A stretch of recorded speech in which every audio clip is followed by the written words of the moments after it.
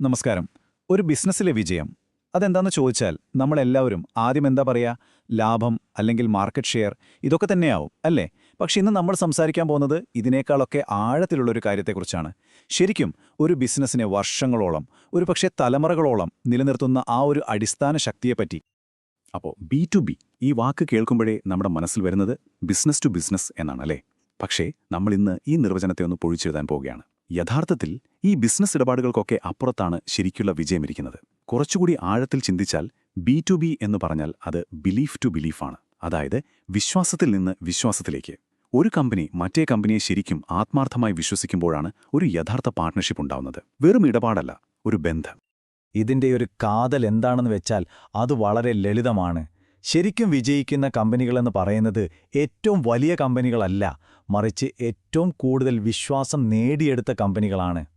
ഒന്നാലോചിച്ച് നോക്കൂ, നമ്മൾ കരാറുകളിൽ ഒപ്പിടുന്നത് ചിലപ്പോൾ നമ്മുടെ കൈകൾ കൊണ്ടായിരിക്കാം, പക്ഷേ ഒരു യഥാർത്ഥ ബന്ധത്തിൽ നമ്മൾ ഒപ്പുവെക്കുന്നത് നമ്മുടെ മനസ്സുകൾ കൊണ്ടാണ്.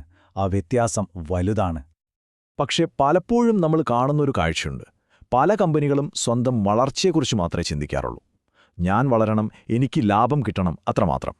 അപ്പോൾ അങ്ങനെ ഒറ്റയ്ക്ക് വളരാൻ ശ്രമിച്ചാൽ ലോങ് റണ്ണിൽ, അതായത് ദീർഘകാലത്തേക്ക് നോക്കുമ്പോൾ എന്തായിരിക്കും സംഭവിക്കുക? നമുക്കതൊന്ന് നോക്കാം. പലപ്പോഴും കാണുന്നൊരു കാര്യമാണ് എനിക്ക് ജയിച്ചാൽ മതി എന്നൊരു ചിന്ത. ഉദാഹരണത്തിന്, നമ്മുടെ ഒരു സപ്ലയറെ കുറച്ചൊന്ന് പിഴിഞ്ഞ് വില കുറച്ച് ആ ഒരു ഡീലിന് നമ്മൾ ലാഭം നേടി. അത് ആ നിമിഷം നോക്കുമ്പോൾ ഒരു വിജയമായിട്ട് തോന്നാം, ഒരു ഷോർട്ട് ടേം വിക്ടറി. പക്ഷേ സത്യത്തിൽ അതൊരു ലോങ് ടേം പരാജയത്തിലേക്കുള്ള ആദ്യത്തെ ചുവടാണ്. കാരണം എന്താണെന്നറിയോ? അവിടെ നമ്മൾ തകർത്തെറിയുന്നത് പൈസ കൊടുത്താൽ കിട്ടാത്ത ആ വിലപ്പെട്ട ബന്ധമാണ്. അപ്പോൾ ഇവിടെയാണ് നമ്മൾ ബിസിനസ്സിനെ കാണുന്ന രീതി തന്നെ മാറ്റേണ്ടത്.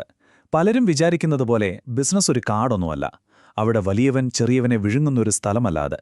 ശരിക്കും ബിസിനസ് എന്ന് പറയുന്നത് ഒരു നെറ്റ്വർക്കാണ്. അതിലെ ഓരോ കണ്ണിയും പരസ്പരം കണക്റ്റഡാണ്.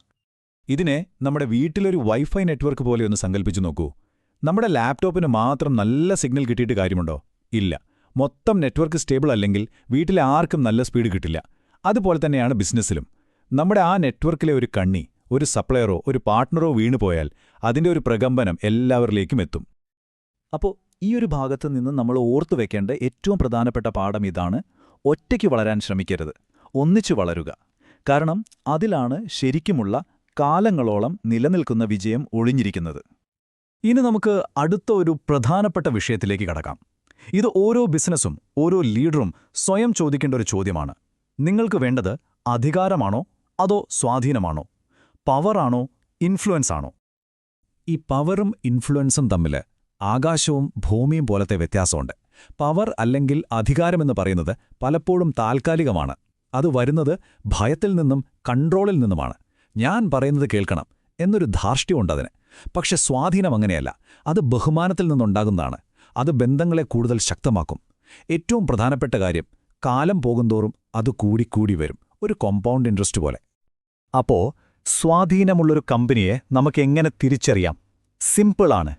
അവർ കൊടുക്കാനുള്ള പേയ്മെന്റുകൾ ഒരിക്കലും വൈകിപ്പിക്കില്ല.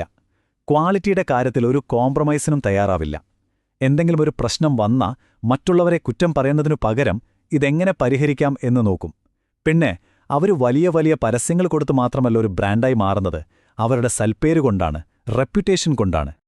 ഒരു കാര്യം നമ്മൾ എപ്പോഴും ഓർക്കണം, B2B ലോകത്ത് പണത്തേക്കാൾ വിലയുള്ള ഒന്നാണ് സൽപ്പേര്. കാരണം എന്താണെന്ന് വെച്ചാൽ, നഷ്ടപ്പെട്ടുപോയ പണം ചിലപ്പോൾ കഠിനാധ്വാനം ചെയ്താൽ നമുക്ക് തിരികെ നേടാൻ പറ്റിയേക്കാം. പക്ഷേ നഷ്ടപ്പെട്ടുപോയ വിശ്വാസമോ? അത് പോയാൽ പോയതാണ്. ചിലപ്പോൾ ആ ഒരു ഒറ്റ കാരണം കൊണ്ട് ആ മാർക്കറ്റ് തന്നെ നമുക്ക് എന്നേക്കുമായി അടഞ്ഞുപോയേക്കാം. നമ്മൾ ലാഭത്തെക്കുറിച്ചും വളർച്ചയെക്കുറിച്ചുമൊക്കെ സംസാരിച്ചു. പക്ഷെ ഇതിനെല്ലാം അപ്പുറം ഒരു ബിസിനസ്സിന് ഒരു യഥാർത്ഥ ലക്ഷ്യം വേണ്ടേ? എന്താണത്? അതാണ് നമ്മൾ അടുത്തതായി നോക്കാൻ പോകുന്നത്. ഒരു കമ്പനി കാലങ്ങൾ കഴിഞ്ഞാലും ഇവിടെ ബാക്കി വെച്ചു പോകുന്ന ആ പൈതൃകത്തെക്കുറിച്ച്, അവരുടെ ലെഗസിയെക്കുറിച്ച്. ഇവിടെ നമ്മളെല്ലാവരും നമ്മളോട് തന്നെ ചോദിക്കേണ്ട ഒരു ചോദ്യമുണ്ട്. കാലങ്ങൾക്ക് ശേഷം നമ്മോടൊപ്പം പ്രവർത്തിച്ച ആളുകൾ നമ്മളെ ഓർക്കുമ്പോൾ അവരുടെ മനസ്സിൽ എന്തായിരിക്കും വരിക? ഒരു തലവേദന തന്ന കമ്പനി എന്നായിരിക്കുമോ? അതോ ബഹുമാനത്തോടെ ഓർക്കുന്ന ഒരു പേരായിരിക്കുമോ? സമ്മർദ്ദമാണോ, ഭയമാണോ, അതോ വിശ്വാസമാണോ നമ്മൾ ബാക്ക് വെച്ചു പോകുന്നത്? ശരിക്കും ഈ വ്യത്യാസം വളരെ സിമ്പിളാണ്.